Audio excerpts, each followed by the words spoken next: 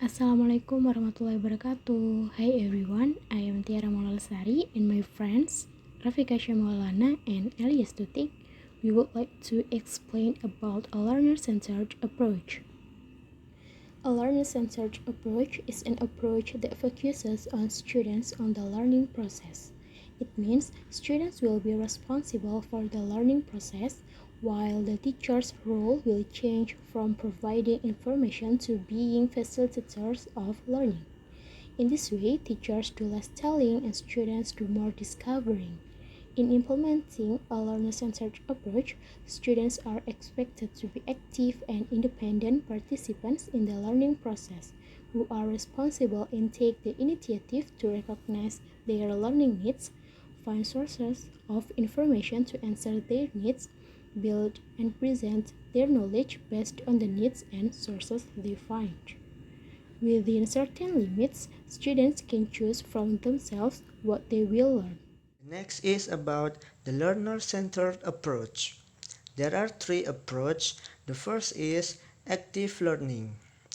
Active learning is where during the learning process, students will solve problems, answer questions, ask their question, discuss, explain, or present material, debate, and exchange ideas.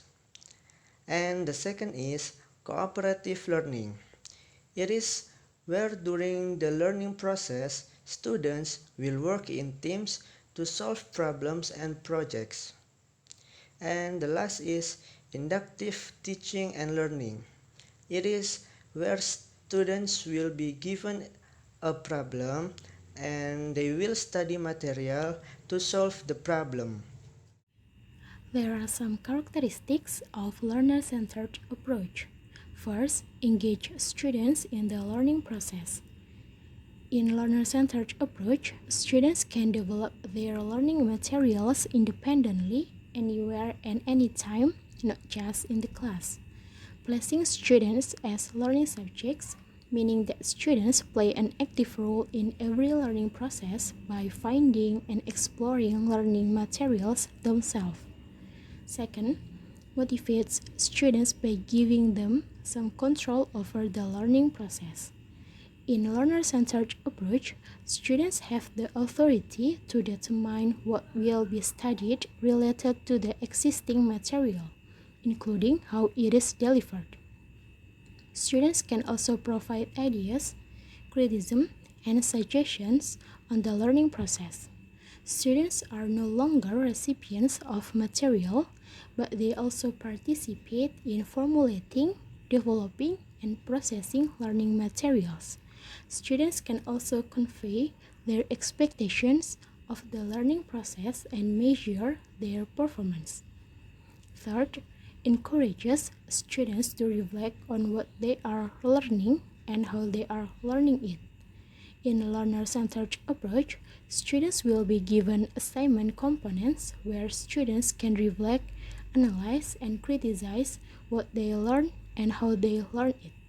The goal is for students to monitor their learning process so that they can formulate appropriate learning strategies so they can achieve the result they want. And the last is encourages collaboration. Learner-centered approach makes it possible for students can learn from and with others. Students can learn by collaborating and they can choose the members of their group and determine how they work in the group. There are some activities that making the class more student learner centered. First is start small menu. In this stage, the teacher offers a list decision for students to make. For example, asking students for the activity in every meeting, such as do you want to have a pair work, small group, or having a presentation section? Additionally, the result of each student might be different, so the teachers don't go along with the one who shouldn't. But teachers need to allow all students to give their view. Here, it allows students to set some of their own learning objectives, depends on their decision. Second is create a topic discussion. When the class is ready to start, give a topic that will be discussed. For instance, the benefit of using technology in English language learning, or a kind of applications that can support students in learning English. By providing a relevant topic such as technology, it will encourage students' critical thinking and problem solving skill. However, when the topic relevant to the student's experience in life, students easily brainstorm, put their thought, and students have confidence in speaking up their opinion. The third is encourage students work in a group. This activity can be done through a peer or small group discussion in which the learning process is a more student-centered. Furthermore, students also learn how to respect someone's opinion. Students are able to bounce their own ideas with each other, which creates an opportunity to have awesome ideas. The fourth is provide a clear instructions. Giving students clear instruction will give a direct for students to engage with the material and the learning process. Students also know what they have to do in the activity and not feeling betrayed and confused even though the class is focused on the student learning center itself. For example, if students don't get along with the topic, teachers help them to give a simple explanation but clear for students to understand. And the last is student self-assignment. Since the activity involves a lot of discussion, students' individual assignment will help them to understand more about the subject that has been taught. And now, here is the example from a learner-centered approach.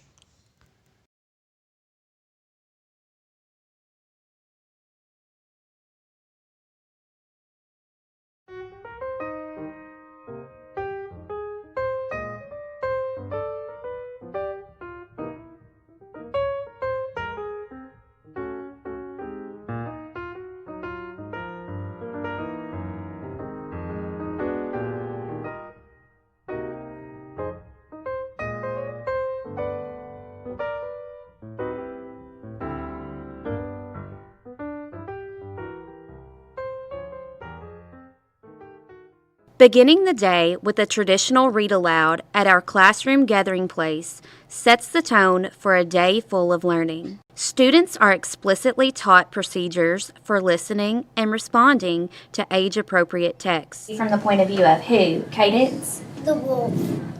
Okay, I think you probably have made a good prediction. During this time, multiple learning targets are taught and students participate in rich discussions.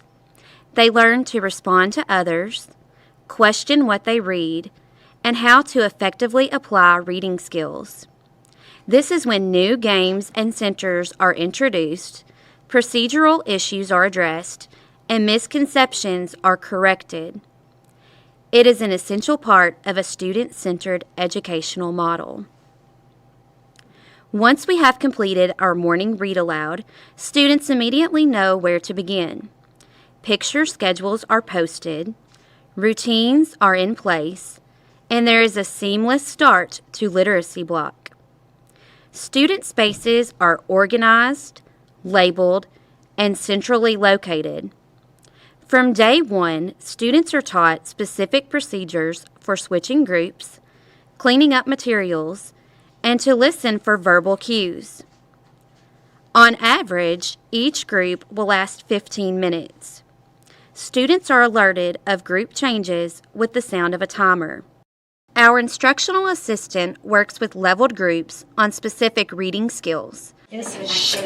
How about SPOT? Those are your blending sounds. Whether it be letters and sounds, blending and segmenting words, sentence structure, sight words, or comprehension skills, each group is differentiated and targeting specific skills based on individual student needs. Sight words are an essential component of reading. Understanding their importance, I have implemented a group with the specific purpose of increasing student fluency through sight word mastery.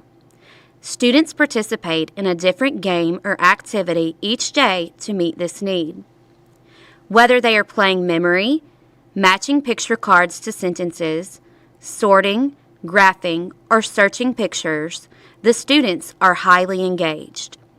This strategy has been especially successful as proven by data. Currently, 17 of 21 students have mastered their sight word lists. By using this model, student instruction is tailored to meet the needs of each child. Because of this, I'm able to have a guided reading group and read with every child every day.